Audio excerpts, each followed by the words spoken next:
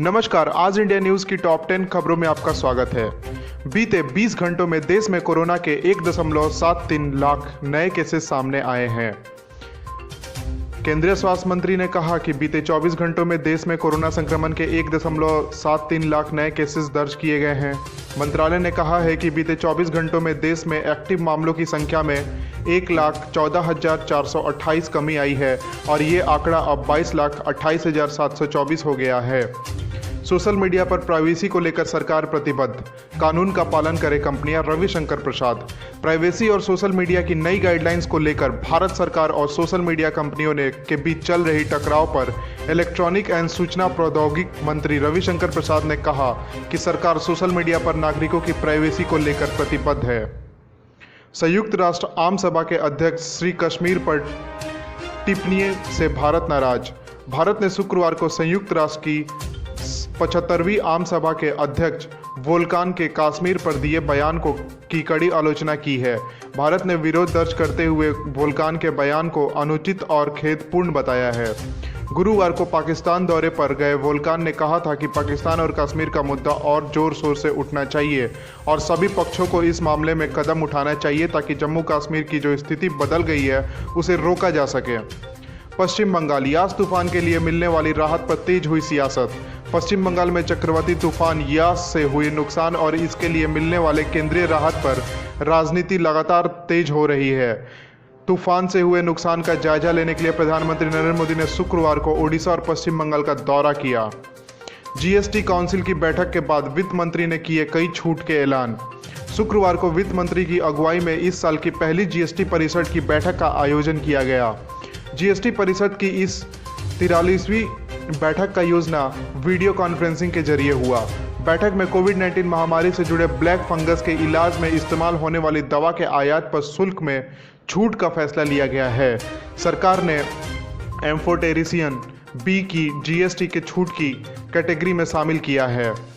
प्रफुल्ल पटेल कौन है और लक्षद्वीप में उनकी वजह से विवाद क्यों रहा है। सोमवार और मंगलवार को सोशल मीडिया पर दिन भर 2 हैशटैग सेव लक्षद्वीप और लक्षद्वीप ट्रेंड करते रहे। सोशल मीडिया यूजर्स लक्षद्वीप के प्रशासक को हटाने की मांग कर रहे थे। इस समय प्रफुल्ल खोड़ाभाई पटेल लक्षद्वीप के प्रशासक हैं और उनके कुछ फैसलों से स्थानीय लोगों में भारी गुस्सा है। लोगों का मानना है कि इस फैसले से उनकी सांस्कृतिक और धार्मिक पहचान को नुकसान पहुंचेगा। जानिए एंटीबॉडी कॉकटेल दवा से जुड़े कुछ सवाल का जवाब। दिल्ली के सटे गुरुग्राम के मेदांता मेडिसिटी अस्पताल में 84 साल के बुजुर्ग को कोरोना संक्रमण के इलाज के दौरान एंटीबॉडी कॉकटेल दवा दी गई और वो ठीक भी हो गए। इसके बाद से भी भारत में इस दवा के बारे में कई तरह के सवाल पूछे जा रहे हैं। भारत सरकार ने इस कोविड-19 के इलाज में इस दवा की इमरजेंसी इस्तेमाल को मंजूरी दी है। Lockdown last date. दिल्ली के बाद यूपी समेत ये राज्य 1 जून से दे सकते हैं लॉकडाउन में छूट। जानिए अपने राज्य का हाल। दिल्ली और उत्तर प्रदेश समेत 10 से ज़्यादा राज्यों में लॉकडाउन का 1 माह से ज़्यादा वक्त हो गया है। दिल्ली ने पहले ही 1 जून से निर्माण और फैक्ट्री गतिविधियां शुरू होगी। यूपी समेत कई राज्यों ने संकेत दिए हैं कि वो 1 जून से लॉकडाउन में छूट दे सकते हैं, जबकि पंजाब, राजस्थान समेत कई राज्यों ने जून के पहले हफ्ते के आगे कोरोना से जुड़ी पाबंदियां बढ़ा दी है। ऐसे में अगर आप भी जून में किसी यात्रा का प्लान कर रहे हैं तो जान लीजिए कि आपके राज्य में पाबंदियां बढ़ेंगी या ढील मिलेंगी। अस्पताल में विज्ञान, बाहर आस्था। कोरोना से बचाव के लिए लोग अपना रहे अलग अलग नुस्खे। उत्तर प्रदेश में कोरोना वायरस की दवा इलाज के साथ साथ उनका नाश करने के लिए बड़े पैमाने पर दुआ, ताबीज, झाड़ फूक, टोना टोकटा और पूजा पाठ चल रहा है। कई जगहों पर अस्पतालों के अंदर भजन कीर्तन हो रही है।